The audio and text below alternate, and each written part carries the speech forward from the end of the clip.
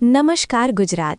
આજના મુખ્ય સમાચારની અંદર અંબાલાલ પટેલની ડરામણી આગાહી, ગુજરાતના મુખ્યમંત્રીની સૌથી મોટી જાહેરાત, 31 ડિસેમ્બર પહેલાં કરી લેજો આ કાર્ય પૂર્ણ, જેમાં રાષ્ટ્રકાર્ડ ધારકો આપે ધ્યાન, વાહન ચાલકો માટે સૌથી મોટા સમાચાર, પ્રધાનમંત્રી આવાસ યોજનાને લઈને સૌથી મોટા સમાચાર, સિનિયર સિટીઝનો માટે સૌથી મોટો નિર્ણય, આયુષ્માન કાર્ડ ધારકો આપે ધ્યાન, કૃષિ મંત્રી સૌથી મોટી જાહેરાત, ખેડૂતોના ખાતામાં જમા થશે પાક નુકસાનના પૈસા, સાથે જાણો કઈ તારીખે ખેડૂતોના ખાતામાં જમા થશે ₹2000નો 22મો હપ્તો, ખેડૂતોને મળશે હવે 10 કલાક મફત વીજળી, મહિલાઓને સરકાર આપશે ₹2 લાખ સુધીની લોન, પશુપાલકોને મળશે 40,000થી લઈને 60,000ની સહાય, ગુજરાત સરકારનો સૌથી મોટો નિર્ણય, જમીન માપણીને લઈને સૌથી અગત્યના સમાચાર, પતિ પત્નીને મળશે ₹18,000,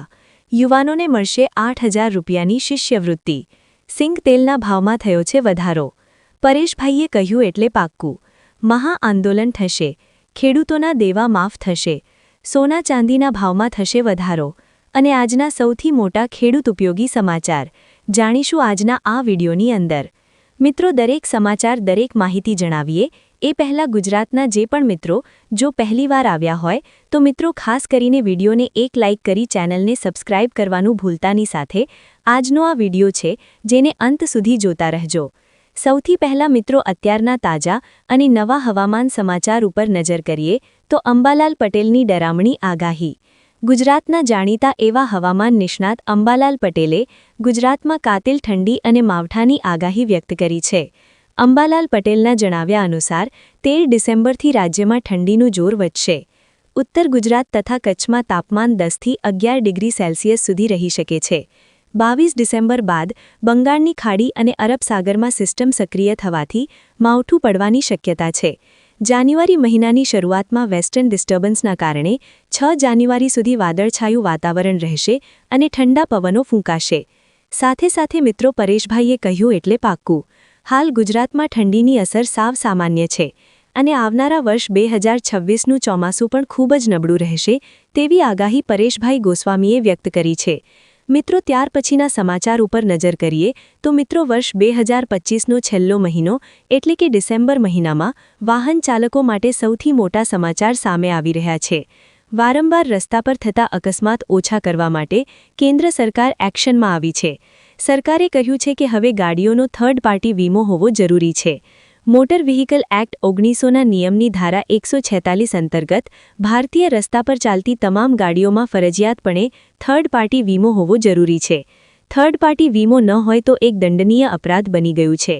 જો કોઈ ઉલ્લંઘન કરે છે તો નવા નિયમો અનુસાર પહેલીવાર અપરાધ થવા પર વાહન ચાલકને 3 મહિનાની જેલ અને ₹2,000નો દંડ ફટકારવામાં આવશે। બીજી વાર ભૂલ થવા પર વાહન ચાલકને 3 મહિનાની જેલ અને ₹4,000નો નળ છે એ ફટકારવામાં આવશે। તો મિત્રો, ડિસેમ્બર મહિનાની આ અંતિમ તારીખોને લઈને વાહન ચાલકો ખાસ થઈ જાજો તૈયાર। ટ્રાફિકના નિયમોનો ભંગ કર્યો તો તમને દંડ છે એ ફટકારવામાં આવશે।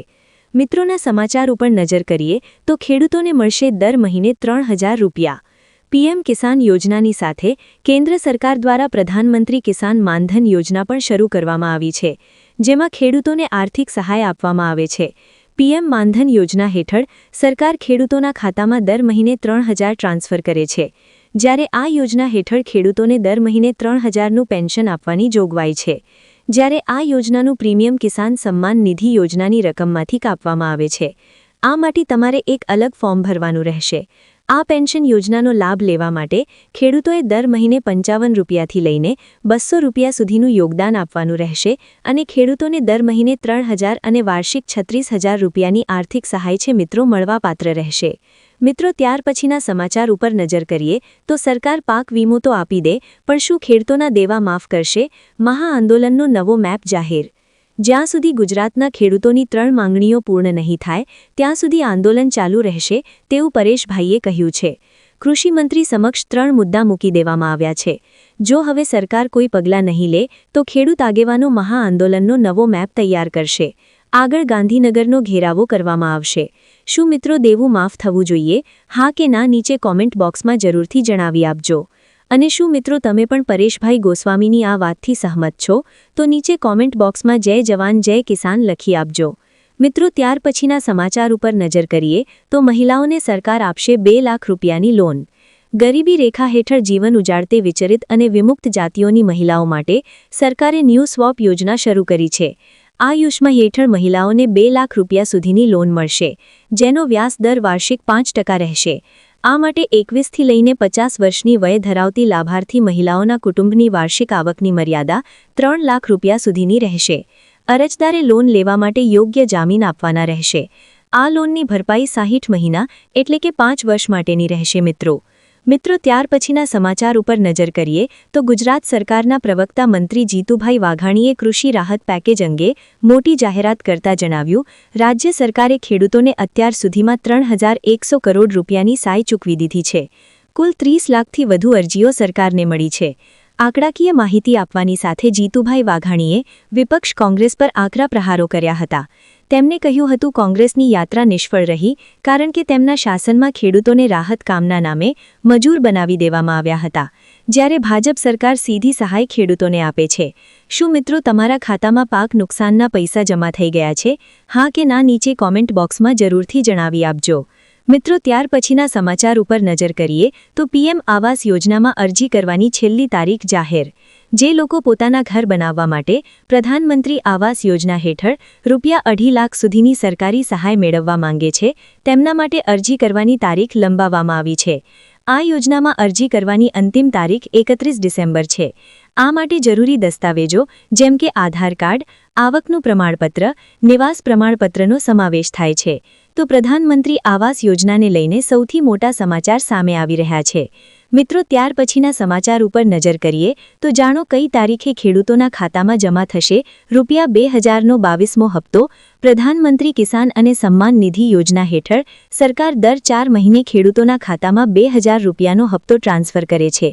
21મો હપ્તો 19 નવેમ્બરના રોજ ખેડૂતોના ખાતામાં ટ્રાન્સફર કરવામાં આવ્યો હતો, જેનો આશરે 9 કરોડ ખેડૂતોને ફાયદો થયો હતો, જેથી તેના આધારે 22મો હપ્તો હવે ફેબ્રુઆરી મહિનામાં ખેડૂતોના ખાતામાં જમા થાય તેવી અપેક્ષા છે। સરકારે સત્તાવાર તારીખ જાહેર કરી નથી, છતાં આ અપેક્ષિત તારીખ રહેશે। હપ્તો મેળવવા માટે ખેડૂતોએ તેમનું ઈ-કેવાયસી છે એ કરાવવું પડશે। આધાર લિંકિંગ અને બેંક વિગતો અપડેટ રાખવી જોઈએ, જેથી હપ્તો જાહેર થતાની સાથે જ રકમ ખેડૂતોના ખાતામાં સીધી ટ્રાન્સફર થઈ શકે। શું મિત્રો તમને પણ ₹2000નો 21મો હપ્તો નથી મળ્યો? નીચે કોમેન્ટ બોક્સમાં જરૂરથી જણાવી આપ। મિત્રો ત્યાર પછીના સમાચાર ઉપર નજર કરીએ તો હાલ સૌથી મોટા સમાચાર સામે આવી રહ્યા છે। સૌથી પહેલા મિત્રો ખરાબ રસ્તાઓ માટે હવે સીધા તમે સરકારને ફરિયાદ નોંધાવી શકો છો। ગુજમાર્ગ એપ્લિકેશન ગુજરાતમાં માર્ગ સલામતી, માર્ગ સંરક્ષણ માટે એક મહત્વપૂર્ણ એપ્લિકેશન બની ગયું। આ એપ્લિકેશન પર માર્ગ અને મકાન વિભાગ હસ્તકના રસ્તાઓ માટે ફરિયાદો સ્વીકારવામાં આવશે। આ સાથે ક્ષતિગ્રસ્ત પુલ છે, પેરાપેર છે, માર્ગ છે, રેલિંગ છે, ખાડાઓ છે, સ્ટ્રક્ચર છે સહિતની માહિતી અને માર્ગ સંબંધિત વિવિધ સમસ્યાઓ વિશે ફરિયાદ પણ તમે નોંધાવી શકો છો।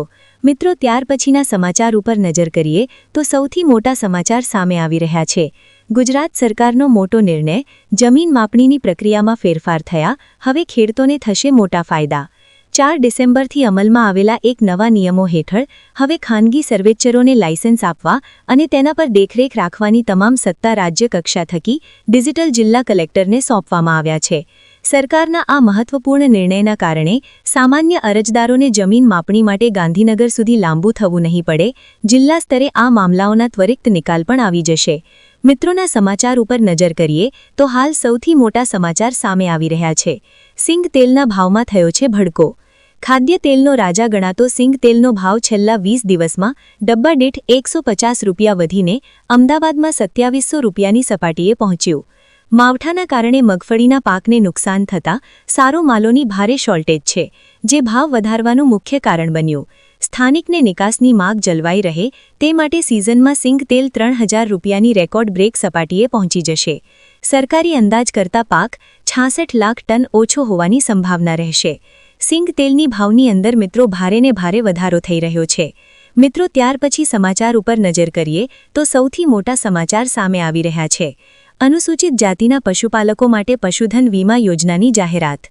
મોટા જિલ્લામાં અનુસૂચિત જાતિના પશુપાલકો માટે પશુ વીમા યોજના હેઠળ વર્ષ 2025 અને 26 હેઠળ અરજીની પ્રક્રિયા હાથ ધરવામાં આવી। આ સાથે મિત્રો જો વાત કરીએ તો ખેડૂત મિત્રો છે એ આઈ ખેડૂત પોર્ટલ પર જઈને ઓનલાઈન અરજી કરી શકે। અંતિમ તારીખ 15 ડિસેમ્બર નક્કી કરવામાં આવી છે। મિત્રો ત્યાર પછીના સમાચાર ઉપર નજર કરીએ તો ટ્રેક્ટરની ખરીદી પર મળશે 45,000 રૂપિયાની સહાય। ગુજરાત સરકાર ખેડૂતોના હિતને ધ્યાનમાં રાખીને એક મહત્વપૂર્ણ પગલું ફર્યો। આઈ ખેડૂત પોર્ટલ પર જેને ખેડૂતો માટે ટ્રેક્ટરની સબસિડી યોજના અંતર્ગત જાહેર કરવામાં આવી છે। ગુજરાત ટ્રેક્ટર સહાય યોજનાની જાહેરાત કરવામાં આવી છે। હેઠળ રાજ્યના 50,000 ખેડૂતોને ટ્રેક્ટર ખરીદી પર સબસિડી આપવામાં આવે છે। આ યોજનાનો મુખ્ય હેતુ ખેડૂતોને આર્થિક રીતે તકનીકો અને મિત્રો જો વાત કરવામાં આવે આ સાથે જેનાથી ખેતીની કાર્યક્ષમતામાં વધારો થશે અને ખેડૂતોની આવકમાં પણ સુધારો થશે। આ યોજના હેઠળ ખેડૂતોને ટ્રેક્ટરની કિંમતમાં 40% અથવા તો મિત્રો જો વાત કરવામાં આવે તો 45,000 રૂપિયા બેમાંથી જે ઓછો હોય તે આર્થિક સહાય